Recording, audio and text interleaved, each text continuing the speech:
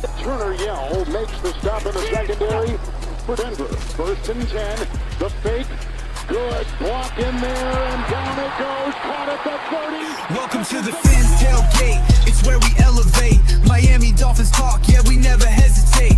Breaking news, hot takes, we keep it up to date. And when the fans speak up, the panel resonates. We live that aqua and orange from the field to the mic. Breaking down the plays, man, we talk it every night. From Tua to the defense, you know we keep it tight. NFL moves, you know we got the insight. We open up the floor, yeah, it's your time to shine. Fans drop the heat with opinions realigned. You got concerns, bring them, we're gonna chime. The Fins tailgates, where we keep it prime. Welcome to the Fins tailgate, it's where we elevate. Miami Dolphins talk, yeah, we never hesitate. Breaking news, hot takes, we keep it up to date. And when the fans speak up, the panel resonates. The NFL's changing, but we stay on the grind. Latest breaking stories, we don't waste no time. From the trades to the rumors, we make them all align. At the Fins tailgate, we always on the climb. We're repping the Dolphins, but it's NFL wide. From South Beach to the league, we keep it worldwide. Got the fans engaged with the energy supplied. Come kick it at the tailgate, we're riding high tide. Welcome to the Fins tailgate, it's where we elevate. Miami Dolphins talk, yeah, we never hesitate. Breaking news, hot takes, we keep it up to date. And when the fans speak up, the panel resonates. So if you love the game, you know we got the gate. Tune in, speak out, don't wait, it's your fate. This is the Fins tailgate, now watch us dominate. Miami Dolphins, NFL, yeah, we integrate.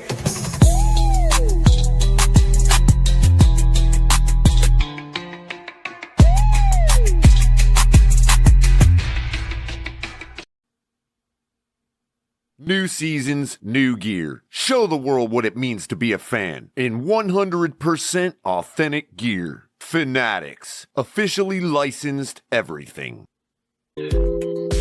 What's up, y'all? This is Chef Jew. Looking for a great chef for your next catering party, private party, office party, etc. with welcome watering meals and desserts? Let Chef Jew Catering and Sweet Treats take care of it for you at an affordable price. Call me at 786-804-8096. Also, reach me at chefjewcatering@gmail.com. Direct message on Facebook and Instagram at Chef Juice Catering. Chef Juice Catering and Sweet Treats. Food with a passion. We do it all. Welcome, everybody, to WCFL Dolphins Talk. How y'all doing this evening, gentlemen? What's going on? What's up, brothers? How are you? Fine. Tom 7 in the building, and Mondo. What's going on, Mondo? What's Good up, evening. guys? How are you? Well, there's really no news out there. But for me, the biggest story is the second rounders. Thanks to Houston and Cleveland following suit, giving their second rounder a fully guaranteed contract, and now every other second rounder is holding out for guaranteed money. Mm-hmm. So, and you know what's up? I was doing Twitter Spaces, right? You all know what Twitter Spaces is. Yeah. And I came to this conclusion. And Ali, when I listened to shout out to El Capitan and the boys, they brought this up yesterday, and I agree with Ali. I was saying that this guaranteeing the contract could be a way to get them to get that 18th game. Yeah, once the bargaining agreement comes, hey, you want more guaranteed money? Sure, we need that 18th game, though. You know what I mean?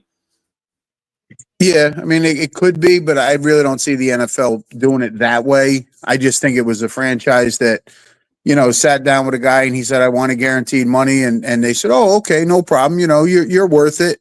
And yeah, it's not a lot because it's a second rounder. I think the kid only signed for like $3 million over 4 years, but it was fully guaranteed. So now Cleveland does the same thing. And both of them, I believe, still have another second rounder who they haven't signed because now their other second rounders each want fully guaranteed money. And every other team's second rounder wants guaranteed money. Yeah, I don't think that's gonna be what's gonna get the 18th game, but it's gonna open the door for that conversation. Yeah. I mean, there's things that the NFL wants to do, and going to 18 games is definitely one of them. Mm-hmm. But I just my thing is, you know how I feel about this. I think there's two things that we need to take from the NBA. Number one, the lottery for the draft, so nobody, to ensure tanking. And number two, if let's say, for instance, I sign a guy to a massive contract and I trade him, there shouldn't be no dead cap. The cap, all the money should go to the other team, just like in basketball. Correct. I hate the way the NFL does that. Oh, you got to pay him his salary. No, you're trading for him. You take the salary. Yeah. Yeah, Shake, when you get a chance, go ahead and drop the link. Cap for Life, Frozen Fin Fan, Joe Risk. Good evening, gentlemen. Good evening, all. That's something. Unless you cut him, or if you cut him, then okay, I could see you taking the salary. But if you trade him, then guess what? The team who trades for him picks up the salary.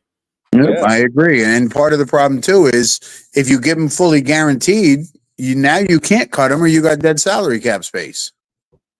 Yep. And that's why these second rounders getting fully guaranteed cracks me up. I mean, as far as I'm concerned, there should be no contract in football that is 100% guaranteed. And we've seen enough of that with Kirk Cousins and Watson and, come on.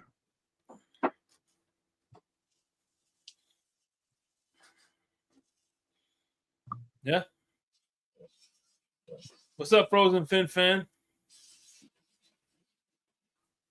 Anybody wants to jump up here, they drop the link. Jump up and join us. By the way, tomorrow in the blender, I got the one and only Joe Rist coming in. It's gonna be a good episode. Good. He's been coming up a little more lately. So, what's wrong with guaranteed money? Well, you're guaranteeing somebody money who's never played in the league. Yeah, there's several things wrong with guaranteed money. I can understand everybody wants guaranteed money. But if I don't perform well at my job, I don't get guaranteed money. Well, I think if they're going to do guaranteed money, injury guaranteed money. That's it. In case you get hurt, you can no longer play again. Then the money could be guaranteed. But if you suck and they have to cut you, that's a different ball game. Yeah, right. And I think that's where it should be. Injury guarantees, and like in most contracts, you get an injury guarantee. Yeah, and like we said on Sunday morning, Major League guarantees it when you make the major leagues and you perform. But they have A-ball, AA, AAA. They have a farm system you got to work yourself up through to prove that you can actually play the game before you're guaranteed all this money. The NFL doesn't have anything like that. Now these kids want guaranteed money as a second-round pick. Yeah. How you doing, Liz?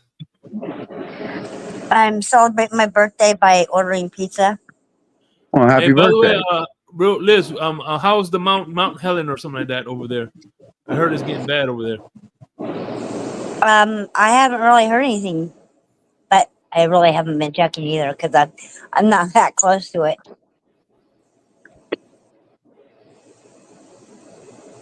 Because I hear if it erupts, then that screws my trip to Seattle. I also got me some raspberries Smirnoff. Mm. I'm going to get drunk.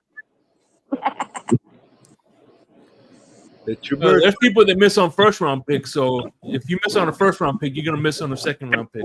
Of course, there's guys that get drafted every year that never make the league, can't cut it, and it happens. But to start giving all this guaranteed money, when's it going to end? It went from first rounders to now second rounders, and then next year the third rounders are going to want it. And as soon as they get it, the fourth rounders are going to want it. Hey, listen, I love Eichenberg as much as the next man, but come on, he was a second round pick, and you see how that panned out. Yeah. Joe Riss, how you doing, my brother? What's up, Joe? Can't hear you if you're there.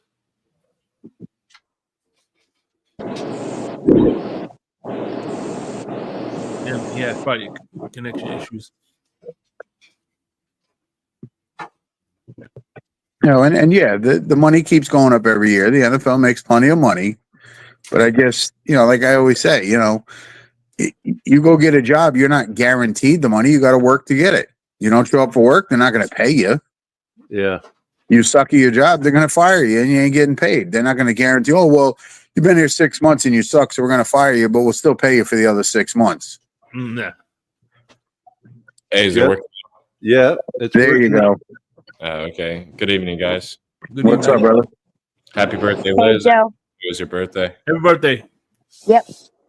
Oh, by the way, happy birthday to Batman. It was his birthday yesterday. Happy birthday, Batman. So, Joe, I'm at the gas station getting the so-called nasty pizza that you think right now. Yeah. I stand by my opinion on your gas station pizza. You're just bougie. I was raised in the Northeast to know proper pizza. Hey, listen, I like gas station pizza and gas station hot dogs. Now, gas station sushi, that's another story. Oh, I wouldn't do that. There. I live in the Northeast. I am not buying pizza at a gas station. Thank you. I live in one of the 3 best states to make pizza: New Jersey, New York, and Connecticut. So That's right. Liz, I refuse to believe there's not a pizza restaurant that's in a reasonable distance and you're limited to only a gas station. When I was a kid, I put a sauce on white bread and mozzarella cheese and put it in a toaster oven. And Yep. that pizza. So Yep. It's like those Lunchable pizzas.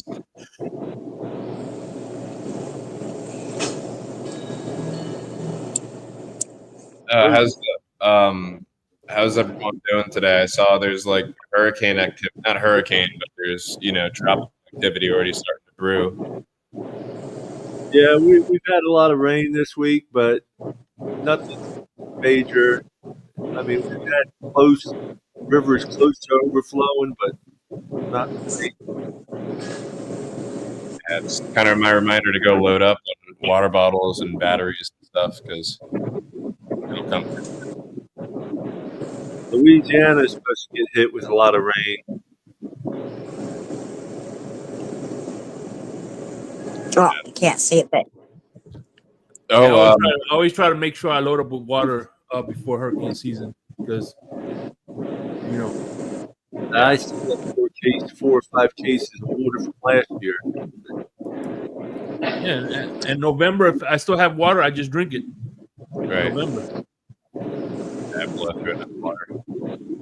I was looking into something yesterday about the international games, and so this year they're obviously doing Ireland and Spain and some UK, I think Germany too, and Brazil.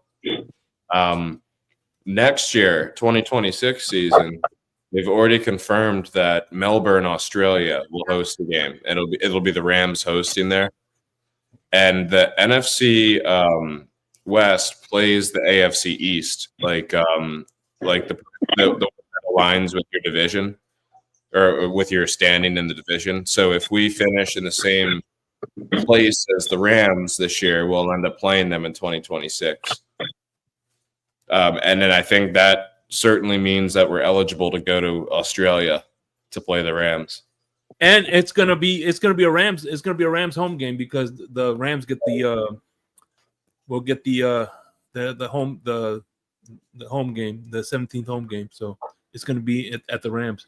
Yeah. Got a question if anyone knows. These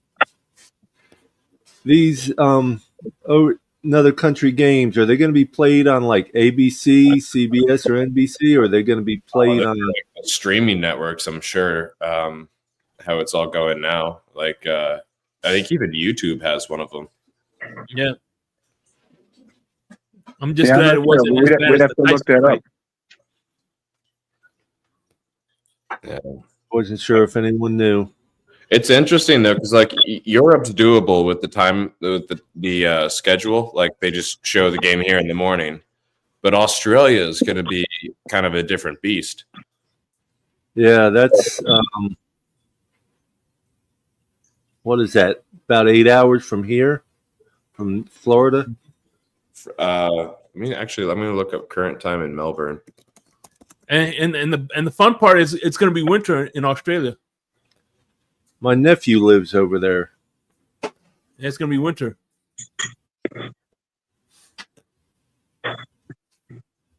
Or is it going to be summer? My bad. I can't remember. Well, it Depending on depends. the year. And they might do like a December game there. So yeah, it'll be summer then, or spring, or some shit. Yeah. It's 10:15 a.m. right now in Melbourne. Yeah. So they're 14 hours ahead of us. Yeah. They're gonna have to play that game on Saturday afternoon to make it, or no. Sunday. It would have to be, it would have to be a Monday game in order for it to be on Sunday here. Mhm. Yeah. That's why I think And also it could be a Saturday game too because Right. no If they do it at the end of the year, in yeah. December, no college. I think the only way you can successfully do that level of travel for teams consistently, more than just like an experimental season, is if you expand the season to be like 20 weeks or whatever, 21 weeks and more games, but like an additional bye week. That's the only way they're going to be able to swing this whole international thing. Yeah, I think if they go to 18 games, they got to go to 2 bye weeks. Yeah.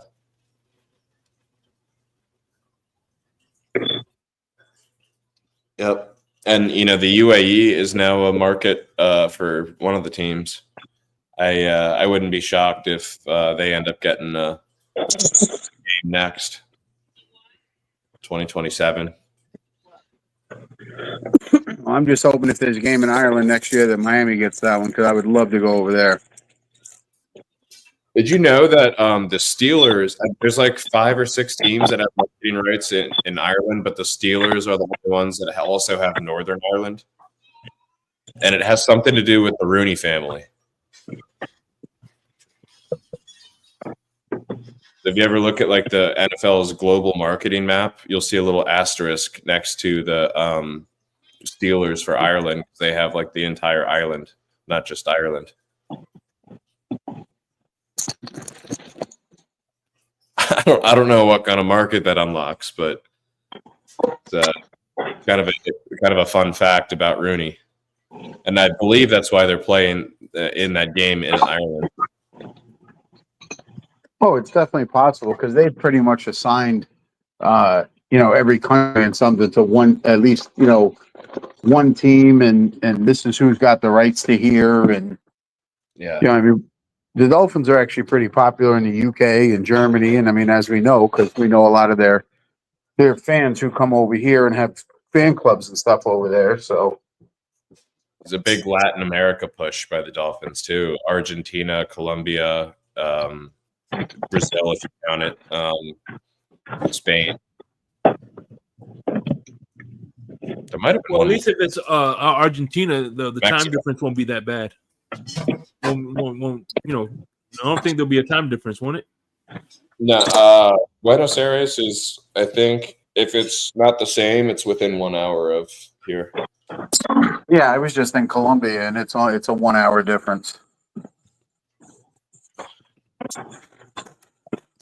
Which I'm actually going to be going down there and actually I'm flying to Buenos Aires right after the Dolphins-Falcons game in Atlanta. I'm going to fly from Atlanta to there. And usually on the fall, I think because I don't think South America does the changeover. So in the fall, it'll be kind of aligned with us. Right.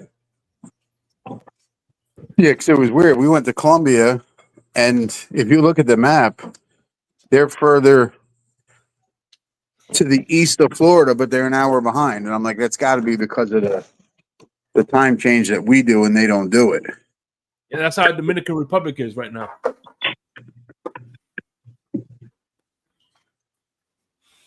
I'm increasingly jealous of that you go into the Madrid game, Johnny. Hey, there's still time.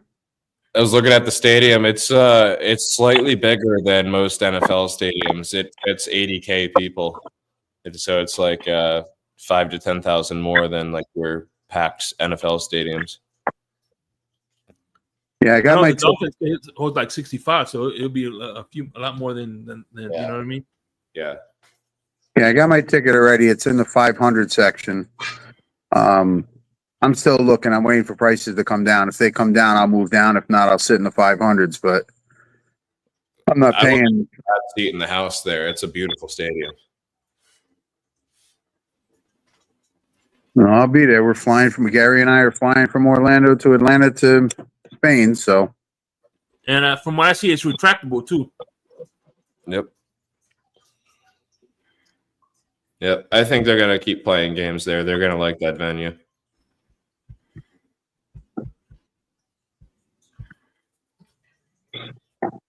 And I think soccer is done by like October for that league, or is it way early enough to where they can consistently play November games there? well, I'm sure the NFL could work it out with them if they wanted to go sooner. Hey, what's your schedule? Who's coming where? Is it available on this date? We can send 2 teams over because, listen, the NFL is all about the money right now. As much money as they can bring in, it's crazy. Yeah. I mean, the prices of everything is going way up in the stadium, and your merchandise is going way up, and now Well, they're Falcons. Right back, Phyllis. You ever seen how the Falcons have like appropriately priced concessions and stuff? They want their user experience to not be like pricing out people. Russ does not care about the fan experience. Trust me. Yeah. Oh my gosh, you're right. Yeah, I love the stadium. I love the Hard Rock, but the fan experience, you go to other places and the fan experience is just so much better. Yeah. So many more giveaways before the game, after the game, things. Indianapolis had this whole street outside the stadium going down, and it was just all games and stuff for kids and adults. And, you could just go and walk through that before the game and see all that stuff. And it's like, we don't have anything really like that. I mean, we got little things sporadically, but they just had a whole damn street. Yeah, I was at the Blue Jays game like a few weeks ago, and I saw even they have like a arcade and stuff and all sorts of things for fans. Yeah, when I got a bunch of goodies when I walked through the door, I'm like, "What's the catch?" Yeah. Right. Yeah. No, they're just giving stuff away, and very accessible, very easy. Miami gives out something. Oh, the first 10,000 people that come in. Well, great. You seat 60,000 people, and you're only giving 10,000 people an apron or a towel or, whatever. Yeah, what am I going to do? Sit there for 2 hours to get my towel? Right. That's the whole thing. You miss tailgating with all your friends and stuff to go get a towel. Right. One you get at Dollar General, by the way.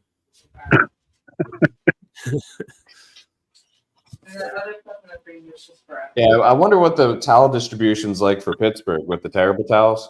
I wonder if they just have those flown for like one in every seat, like Oprah. Yeah, I mean, the Dolphins Jets game 2 years ago. We were walking in, and we didn't go in until like 20 minutes before the game started, and they were still handing out towels. They had them for everybody. Yeah, you talking about the ones that said Clark on them? I don't remember what they said. I have one here because I got it from my neighbor, but I never gave it to him. Uh-huh. Yeah, See the if I little can- blue one. Yeah, I had the 44 Clark. I have it here too. Oh, from Indy. Yeah. Yeah, Indy was giving towels. I got that and gave it to my buddy who's a Indy fan. This was the Jets one 2 years ago, and they were giving them out 20 minutes nice. before the game. They were still giving them out. They had, I don't know, 50, 60,000 of them. Dolphins have 10,000. If that. Yeah. And then Ross is only worth $15 billion. and then you don't even find out about it till you get in the stadium. You're like, hey, where'd you get that? Oh, they gave them to us when we came in. I'm like, oh, great. Missed out on another one. Yep. And I even go in early compared to you, and I still miss out on a lot. Yeah. I'm not going to be setting up a tent this year. I don't think I'm just going to be driving in and parking. You can come over and sit with us under our tent. Well, it depends on who's over on the yellow side at first. I'll sit over there for a little bit with Ali and whoever else shows up. You're not doing a tent this year? My wife can't make a single game with me, and it's just hard on me to do it all by myself. I got you. Understand. I might do one here or there, but Plus, the orange parking has gotten so damn expensive. yeah, I won't be parking in orange parking at all this year. I mean, I know I can get some good, decent prices on orange parking from people I've made friends with who sell them to me here and there, but I can sell just as much stuff in yellow as I do in orange if I really want to. I've used the park and ride for the last 2 games. That bus gets held up on the way back in traffic. You're sitting there for like 45 minutes on that bus trying to go back to the parking garage. If anyone's interested in going to the Jacksonville preseason game at home, I'm selling my 2 tickets and a yellow parking pass for $75. When is that? The August 28th, I think it is. Yeah, it's the last preseason game. Joe, that's why we tailgated East Orange, brother. We come out of the stadium, we just start tailgating again. We got music going, we're eating, drinking. When the cops finally had enough, they come over and tell us to leave. We're like, okay. And about the 3rd or 4th trip over, they're like, you guys really got to go now. And by the time we leave, there's no traffic on the highway.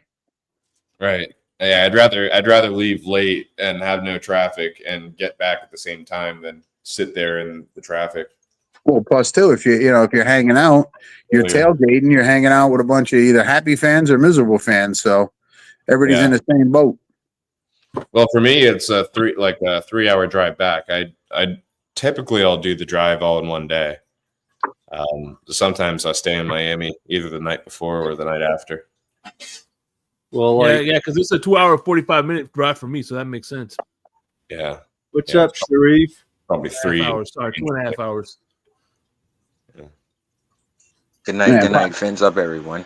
What's up, Sharif? How are you, brother? It's a cool emblem. Or whatever it's called, profile.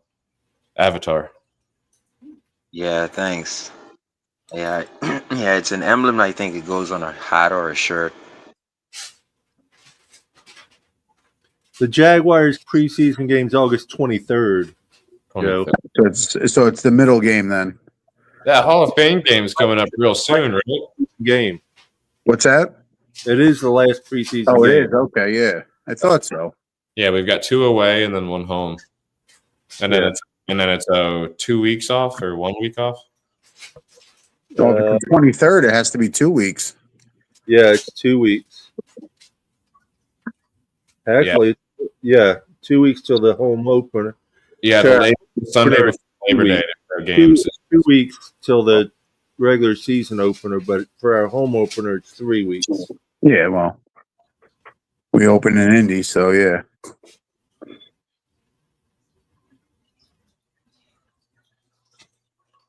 Yeah, it's a 7 Yeah, p.m. guys. So I gotta cut down on games, so I figure I'd cut down on the preseason game, which doesn't matter a whole lot. Nah, you're not gonna see a lot anyway. What were you saying, Sharif?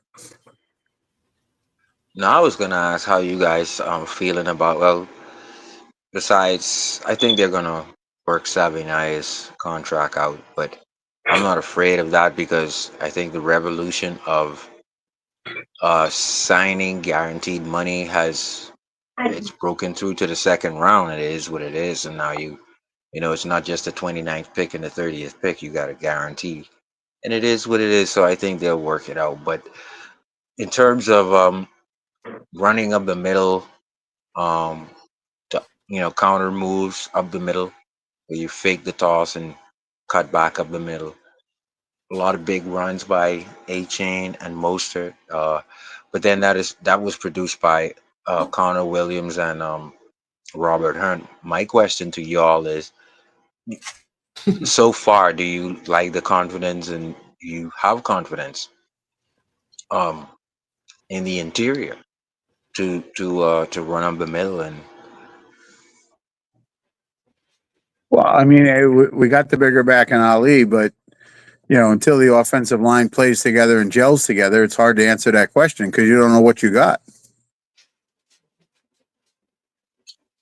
Mhm, mhm. I I think there was a key stat that I always look to, and it was being able to run in the I formation and pass in that. Um, and I only South found this Dakota. out this year. Yeah, and the thing about it is we can't do it anymore because we don't have the big guys to push people around. And so I'm hoping that we can somehow run the football and be able to beat you deep again, or have that option too. Because trying to run in the I formation and failing, and then now you got to do the quick screen, and this it could get really, really bad the first 4 weeks if you're running under 3 yards a pop. But I'm okay with the confidence in the interior with I think Sabinai is gonna move people. I think Brewer is very smart.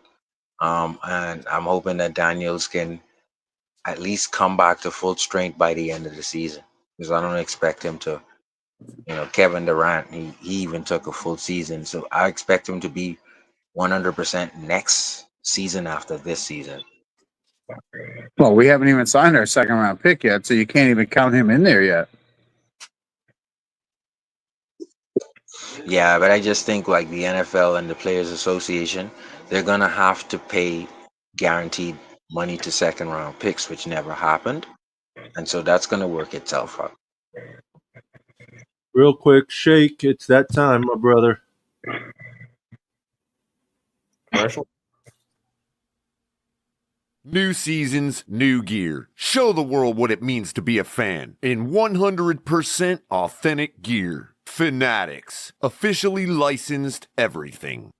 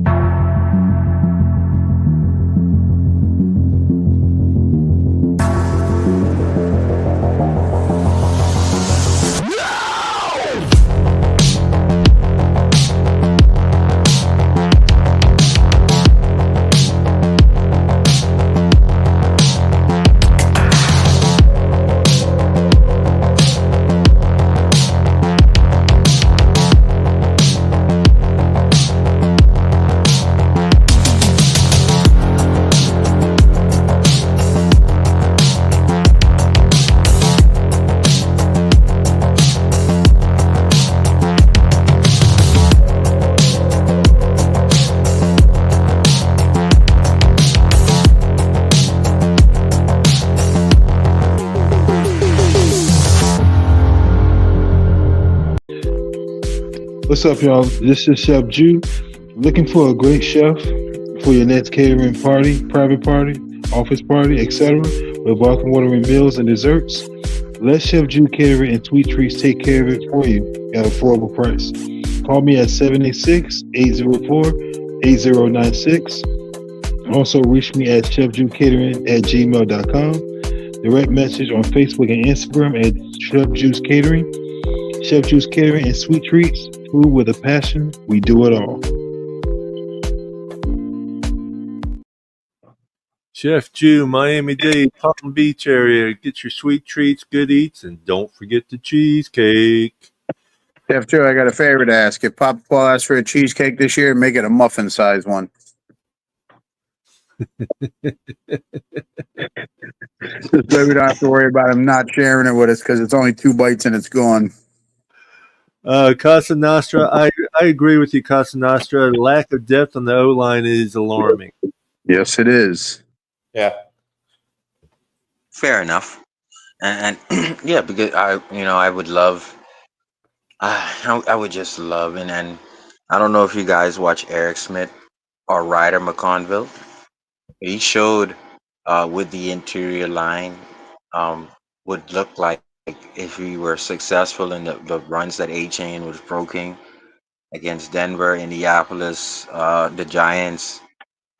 Like it is very difficult to do that toss play. Um, and if you do that successful enough, the tackle will get on to the guy that you left, and everything just flows for the cutback. And then it's nobody touches A Chain once this happens. We had intelligent guys in there and very strong guys in Connor Williams and Hunt. My thing is I from the film I've seen, I think Brewer is faster than Connor Williams. And he gets to his block with no problem. He's uniquely smart, bro. He's smart.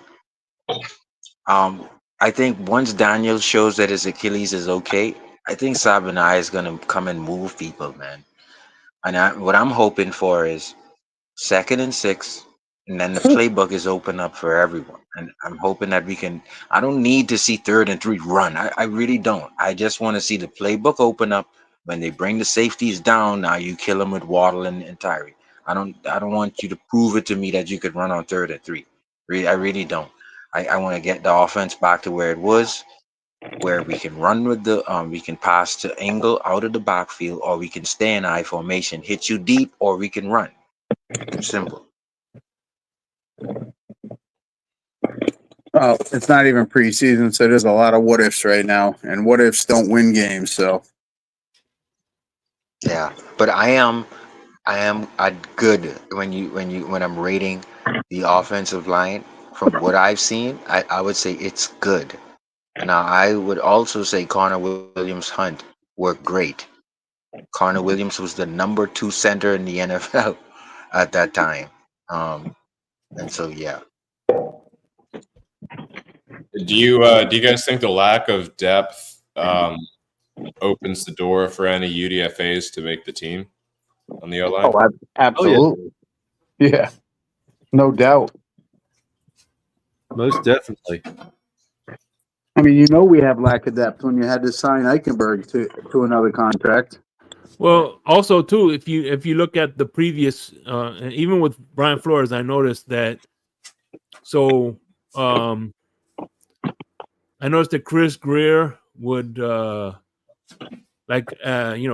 the season starts, he'll have the 55 man roster, put like 3 on IR, and then pick up a couple that were cut from other teams. Oh yeah, I wouldn't be surprised if he did that with offensive linemen. I think every team does that. This guy's just a little chipped up. He may not play. Put him on the IR. Let him miss a couple weeks, but let's go sign this person and see how they work out because they got cut. Mm-hmm. Yeah. Yeah, I think also don't close the door on Asante Samuel, because if you look at the age of YouTube, shock feature for clicks, rage, people do things for rage. And I think Asante Samuel Sr. was looking for rage.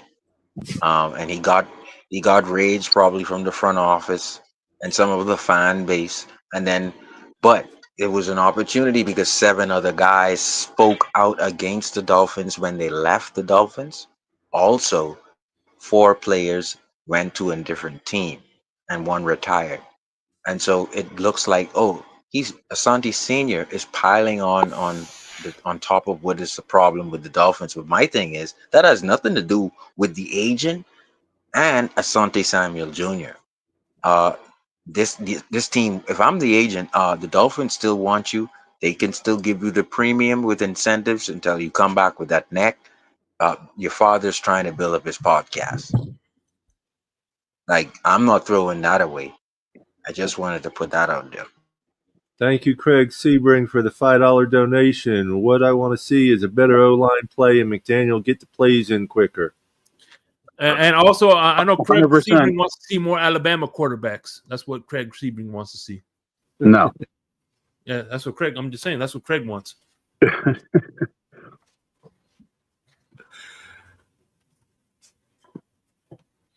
Yeah. So if Asante comes in, I'm telling you right now, because I think Marshall can start. I think Marshall and Cater. I think Cater could go right to the slot, and I think you can put Storm Duck on the right hand side. But the thing is, if you get a guy like Asante to come in, I don't know what you're gonna do because he can drop back and play safety like Ramsey. He can, and if you watch Weaver's defense, Weaver does the same thing Flores does. Flores just has man, and he just tells Xavier. But the thing with Weaver's defense, Weaver sends 7. You don't know who's dropping back to kill your quick read, your blitz read. And his cover 3, it's turning and disguise after the snap. That's difficult, bro. And Flores was okay, man, turn your head around, intercept the ball, Xavier Howard. And to me, if you watch how we get people off of the field, it's because what they thought would be open, we negated, and then we needed the rush to get there. The rush got there. And so a lot of times it's like downset hut, the Dolphins after the snap scheme into something to take your first read away, and it was never the thing that we showed at the line of scrimmage. That's beautiful by Weaver. And he also just sends 7 or sends seven at you, and you don't know who's gonna come. And so it's a zone 0 like a as delayed opposed to a man 0. Right. Do you remember when what was the year where we had everyone like swirling around in the backfield pre-snap to confuse the other That's team? the amoeba. Mhm. Yeah, the amoeba. Flores would do that in man. Weaver does that in zone, and then after the snap, you don't know where the hell Ramsey's dropping back in free safety, bro. Tell you what, if these corners work out, Greer's going to look like a genius, moving off of Ramsey and Holland, getting Fitzpatrick back, and then if Marshall does, ball out, or if Duck steps up, or if Cam Smith actually, looks like a second rounder, it's going to be he's going to look very smart. Because I mean, imagine the savings we have there if Marshall does work out as a number 1, corner. Mm-hmm. Well, I think shout out to TD. Yeah, TD broke that down. I think Kyle Krabs broke it down a year ago too, where if we did this and that, the cap could possibly be. But they effed that up by signing Chubb, giving Ramsey money, McDaniel money, Tua's money, and so. But now you have to become the Chiefs. The Chiefs have the youngest defense 2 years in a row. We have to become the Chiefs, and Tua is going to take 56 million of the cap next year. And so you must become youthful in your O-line and all of your defense. You have to. Yeah, you got to find the rooms that are normally expensive and make them not expensive. And corner is a good one to do that at. Corner is going to cost you a lot of money. And it's not that Tua is going to have to win with Edelman and no, it's not that. It's just Tua's going to have to win now with Tyreek, or he's going to have to carry guys for the next 2 years. Because Tyreek's going to be gone. Tyreek is not carrying home 62 and 56. So that's 62 and 56 with Tyreek and Tua. Someone's gone. And Dougley said if you get hurt one more time and your fingers full, he's done with Tua. So Tua and Tyreek may be gone at 62 million and 56 million. So that means Zach Williams may be your starter or you trade for Shedeur. But my thing, I may be looking down too far. No, I think we'd be poisoned for drafting the QB too. There's a lot of good guys coming out in the next 2 years. A lot of good talent in college football right now. But your point was we didn't have to be in this. If we didn't sign Chubb, Ramsey, Tua, we would have had so much cap that we could have pick and choose when to become youthful in the defense and in the Yeah. whole line. And we could have let Tua play on that, and we could have given Tua a transition deal where you get a 2-year deal because of your injury, prove yourself, and we would give you a 5-year extension in 2027. We could There's a have few done teams that. like that. Like there's a few teams that have spent a lot of money on receivers and QBs, and now they're in a pickle with the rest of their team, like the Bengals. Yeah, I saw something today, and they were saying, it was just a video, but they were saying percentage of making the playoffs, and Cincinnati and Miami were both at 24%. Yeah, I mean we got the real like exciting names on offense, right? But you have to kind of like scrap together the rest of your team when you do that. Yeah. Yeah, we got And then 90-something million dollars tied up between your quarterback and 2 receivers. Can I ask a question about whoa. that What's real up, quick? Ollie? Go So, for in Hey, Ali. regards How you doing? to pretty good. In regards to the Bengals, because I like when people bring up the Bengals and the situation there, because it's similar to us. They've really paid their receivers. They gave their quarterback a huge contract, right? It looks like they don't have money around. But even in their Super Bowl run that they had prior to paying all these players, they really didn't invest in that defense at all, even at that point. And if you look at last season, right, and you look at what they accomplished or didn't accomplish, depending on how you look at it, there was a lot of games where Burrow was putting it out on the field, putting up all the stats and scoring a ton of touchdowns. The defense really wasn't holding it down for them. Is it that you absolutely have to have your team balanced in a way, or is it sometimes it comes down to coaching, right? Because I see that people want to hate on the structure way we took our position, and they're hating on the Bengals now. The Bengals have been to what? A Super Bowl and an AFC championship, right? Yes, I like. They're putting up the stats. That offense didn't take a back seat like ours did this past season. The difference between our team and the Bengals is that they have the quarterback. We don't. That's the only denominator that, if you look at it, what the difference is. So I just hate to sit here and think that the Bengals are in the same situation as us. Financially they might be, but they actually manage their money in a way that actually proves based on the production you see on the field. Well, I think the big difference maker between the two teams is at the QB position. Both got paid two vastly different people. Interesting. And I agree. That's really the only difference. See, our approach, I'm for it if you have the guy.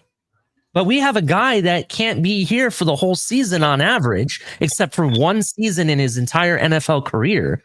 That is the problem. You know what I'm saying? That is the issue. Now, granted, Burrow has missed parts of the season in some of his seasons too. Don't get me wrong. But Burrow comes out and he backs it up based on the play on the field. That's the difference. No, that's why I didn't want Tua to get that big extension. I wanted him to make him play his 5th-year option, and if he did well, then sign him. And he didn't do horrible, but he missed too many games, and that would have gave them leverage in negotiations. And maybe they would only had to pay him $40 million a year instead of 50. But yeah, I agree with you, Johnny. I agree with you. We should have never paid Tua. It should have been a 5th-year option. Then we wait and see. I agree with you. And I just checked it out.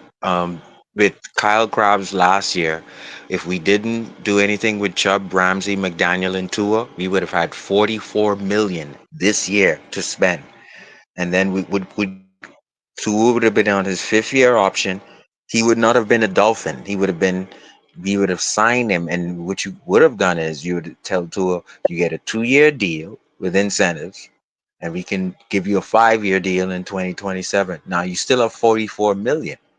Now with the Minka trade, adding Daniels, you would have, we would have, and now we're, like you said, $96 million this year and Tyreek, Waddle, and Tua. And imagine next year, it's things that you didn't have to do. So now you're in, oh my God. I don't know what. This is where Greer has to get a spank. They're going to restructure Tua, and it's going to keep him here even freaking longer. Yep. I can see it coming. How you doing, Crypto? Well, Joe, that's the 7-year plan that we've been trying to sell you guys about from the very beginning. By the way, Crypto, I've been trying to say it. Crypto, you forgot with inflation, it's a 10-year plan now. Yeah, you could say that. Yeah, But we were talking about this shake from Tannehill was here. Plan. Yeah. See, Tannehill was a 7-year plan. Tannehill got a 7-year plan. This is the new price. You know, the price has gone up, so 10-year plan now. Yeah, it's playing out perfectly. Yeah, 9-10 years now. Yeah, and a lot of fans thought it was too long for Tannehill when a lot of them knew that he couldn't take you further. So a lot of fans was pissed that we kept him that long. And now we're doing it again. So now that Ramsey is gone, right? And to be honest, but we gave him money, Ali. But we were still able to get rid of him. We traded him, right? And now that I personally don't think we're going to re-sign Tyreek again. I don't see that happening. I see us actually moving off of him, not this year, but the following year. In the event that happens, you shouldn't have to restructure to his contract, to be honest. Well, yeah, no, if Tyreek's not here, it's not as dire.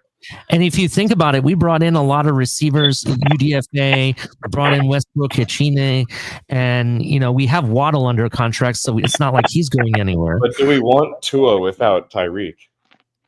I don't think I'm ready for that. Were the Bills ready for Josh Allen without Stephon Diggs? Yeah, well, I mean, ready because they had a better quarterback.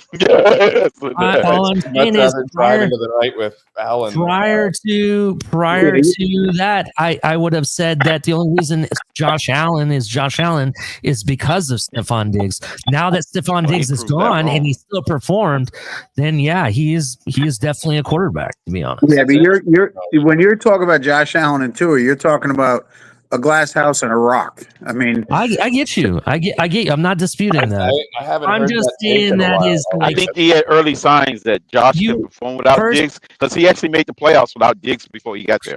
You're saying if you went back in time. My issue with keeping Tyreek, Joe, I'm sorry, I just want to get this off real quick. The reason I said what I did is because the fact is that the longer we keep Tyreek here means the longer we're going to have Tua because everybody's going to play the what if card or he could do it card. I don't want that anymore. Let's rip the Band-Aid off. Let's see what he looks like without Tyreek. And then we can be like, see, he's not good with him and he's not good with without him either. And then everybody will be on board. I can see that angle. Yeah, I see what you're saying. I think the team's likely to be like, why would we ever let that go when we had a talent like that? I think they're going to just try to squeeze it like Disney's squeezing the Star Wars movies. Damn, that's actually a good point. Well, Ali, it will have to be this year then, Ali, based on your theory. We will have to figure out a way to get rid of Tyreek this year. Well, Ali, you said something else there. That kind of intrigued me. I think you're saying if you went back in time to the year that they lost Diggs, I forget which year that was, which offseason, you were saying that Allen was not proven to the point where you would have felt like completely comfortable with him going into a season with no receivers or any receiver. Is that what you're saying? Yeah, because look at it this way. Look at it this way. Everybody here, including the people here, I'm not saying Papa Paul specifically or Johnny specifically or anybody, but a lot of people that were on this TFTG show even were placing their bets. What was the Bills going to do without Stephon Diggs or any of these receivers? They were they're like, what is Josh Allen going to do? He's not going to be able to do it. Because to be honest, prior to the Bills getting Stephon Diggs, everybody was saying what a bum Josh Allen was, and that they should be walking him out the door. Everybody was saying that. That's interesting. Yeah, I understand, but I try to warn everybody about that. Let me bring up 2 points because I was saying this before. I'm just telling you based on what people were saying. I was answering his question. Not that I believe it, but I'm just answering his question. Go ahead. Right. So anyway, I remember before the year before the year before the Josh Allen when they traded. So Josh Allen was going in without Stephon Diggs. I said they were gonna lean more towards the tight ends and the running game. Before they cut ties with Stephon Diggs, they were phasing him out of the game plan. Joe Brady was, because if you look at his usage towards the end of the season in the playoffs, he was kind of non-existent. So I kind of knew what the game plan was. They were literally winning. They was preparing themselves for life without them. Yeah. Stephon Diggs. Yeah, I agree with that. How long was Diggs there? Was it the same length as Tyreek has been here? 4 years. He was 3 or there. 4. I think it's about 3 or 4. I think it was 4. years. So yeah, it Yeah. will be the same length after this year. And And see before that's the thing. Diggs got there, I mean, Allen was a turnover machine, and then he got a great receiver, and he started turning the ball over less. But that also comes with maturity and understanding the game better as he got older. That's true. That's true. So But it wasn't also, just Diggs. if you look at Joe Brady's approach, Joe Brady made Josh Allen. If you look at the game plan when Joe Brady took over from when Ken Dorsey had it, Josh Allen is throwing it way less than what he under Joe Brady than he did under Ken Dorsey as well. Yeah, and he also runs the ball a couple times more a game than he did when Dorsey was there. So they're using his legs and his athletic ability as well as their running game to keep teams off balance, and it works for him. Mm-hmm. They added more run plays. Oh, absolutely. They added more For him too. total run plays and more run plays for Allen. Yeah, they put a balance. They're making a balanced approach on the offense. Yeah, I mean it's Can the same let thing me ask- Baltimore does with Lamar. But there's Let me certain plays ask in you there that. that's just for Lamar to run. Mhm. Let me ask you guys this: if we split, because we know that Achan got too many carries. I think we all agree his little body couldn't take over 200 carries. So let's just say, right? You Mostert's gone. So Jalen Wright built his body up and everything. Let's just say you give 60-40 to Jalen Wright, but see, this will be a Gesicki thing again. Whereas once Gesicki's in the game, he's passing, right? But if we bring Oli Gordon in the game, let's just say 60-40 Jalen Wright. A-Chain Jalen Wright, and then we kind of sprinkle in Oli Gordon, right? on short downs, but that'll indicate that the Dolphins are running. How do you guys feel about that? Listen, there's times that a team needs to know you're running and you need to pound it right down their throat and prove you can get the 3rd and 1 or the 4th and 1. That's a great point you made. And be physical. So if Ali's in there and they're running the ball, and we all know they're running the ball, I want to see him go right through the gap, have the offensive lineman stand up and push back and get that yard. I want to see high volume too. I want to see a lot of attempts instead Because- of going on it and going to the screen. See, for me, In Ollie Gordon, 2023, That's I a good just wanted point, to say in because 2023 there were everybody 7 knew Barry times. Sanders was going to run the ball, and they still couldn't stop him. Everybody knew Emmitt Smith was running the ball, and a guy, I don't think he's the greatest running back ever, but he had a great career, stayed healthy. You knew they were running. Walter Payton, you knew they were running. You knew they were running. To back Nothing up, you could do about it. yeah, to back Gail up that Sayers. point, 7 times in 2023 we ran the ball 3 times straight. Yeah, And I I mean, think some of you guys remember that where we ran it, we were successful. We ran it again, we ran it again, and we were successful. So in 2023, we had the success. I wanna just say one thing. Didn't matter. I just want to say one thing that I personally believe that just because Ollie Gordon is at running back at the time doesn't mean we're going to run the ball. People underrate his pass catching ability. He can catch the ball very well. Interesting. Absolutely. Yes, I just think there's times look and some of you guys aren't old enough but look at the early 70s. You had 3 running backs and all they did was run the ball. Nobody could stop Zonka. If he hit you, he was running you over.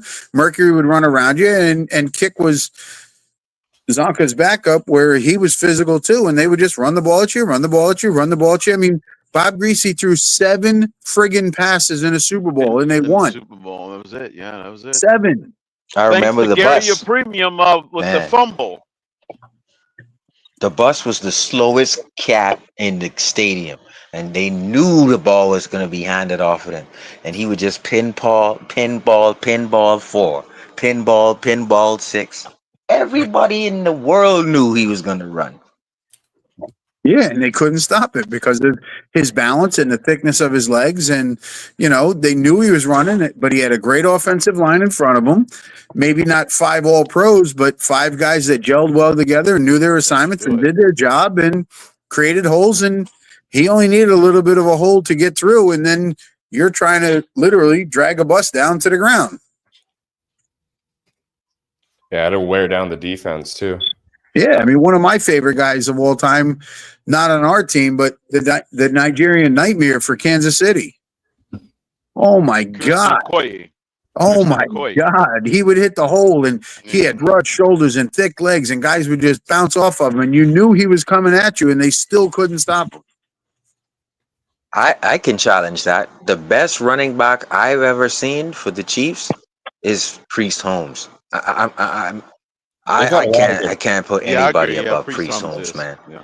They've Priest had a lot Holmes, of man. He won me my fantasy I seen league, this dude jump kick, before. karate jump kick a dude and go in to score. Like, the dude was coming to tackle him and he just jump kicked. I wonder if that was allowed at the time. They've always had a running back where it just looks like it hurts to tackle. With what's his name, Larry, and you've got even the guy now, Pacheco. The way he runs looks like it hurts to tackle. Yeah, but you got to have an offensive line that can open the hole so they can create that speed when they get the ball and hit that hole. Right. I mean, we had an offensive line when we had Ricky Williams and Ronnie Brown, and they would hit the hole, and Ricky would make you pay, and Ronnie would run around you. And, problem is we didn't have a great quarterback, and we had 2 great running backs. We had a decent defense, but, we just haven't had that all around. Philly proved it, man. Philly proved it. Great defensive line, great offensive line, and you could do just about anything you want to any team.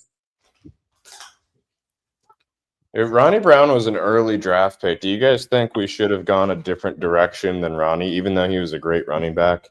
No, see, I don't. When it comes to that stuff, there's too many times you can second guess every pick that every team makes based on what a guy does over his career. It's too easy to look back and say, well, Ronnie Brown was good. He was a great player, but we should have taken this guy. Ronnie had a good career for us. Yeah, he was our good top 5 draft picks in recent history. You look at the other 2, it was Deion Jordan and Tua. Yeah, I mean, he was a good ball handler. I also don't he like would run the Wildcat.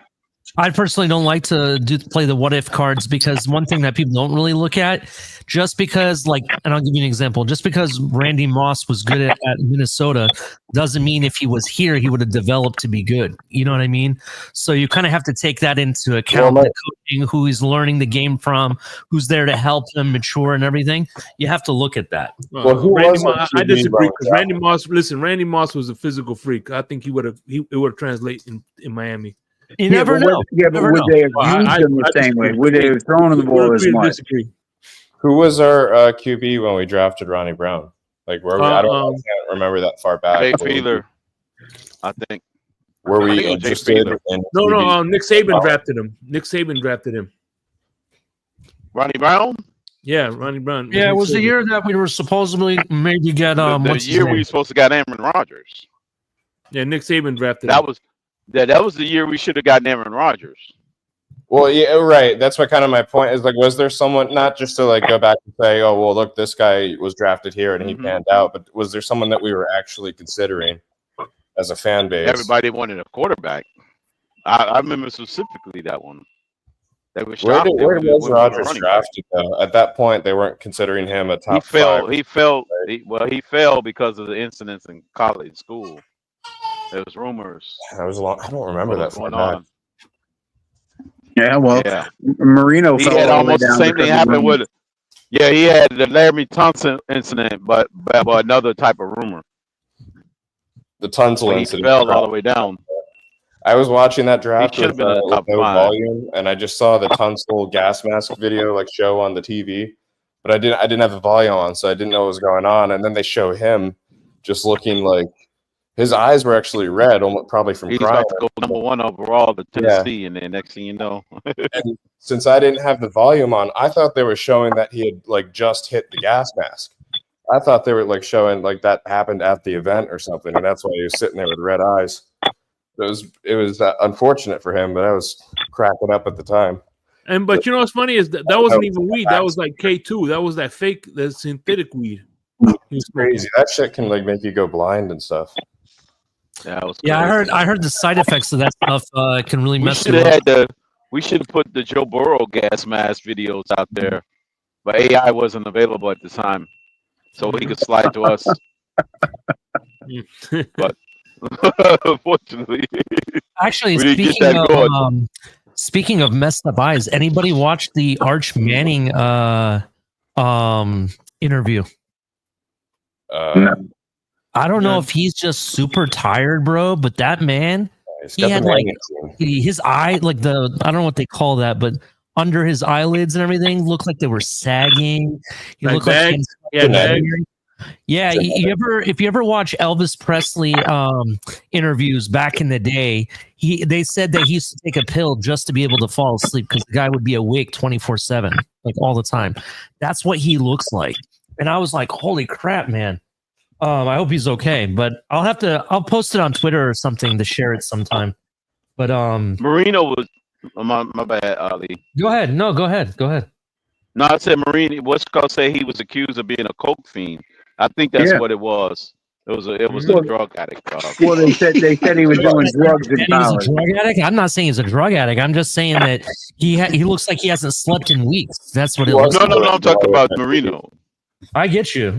But for Arch Manning, bro, I mean, like the kid's young and you already have eyes like that. I'm like, damn. Maybe Tua should do some coke. No. Yeah, maybe he'll slide out of the franchise at that point.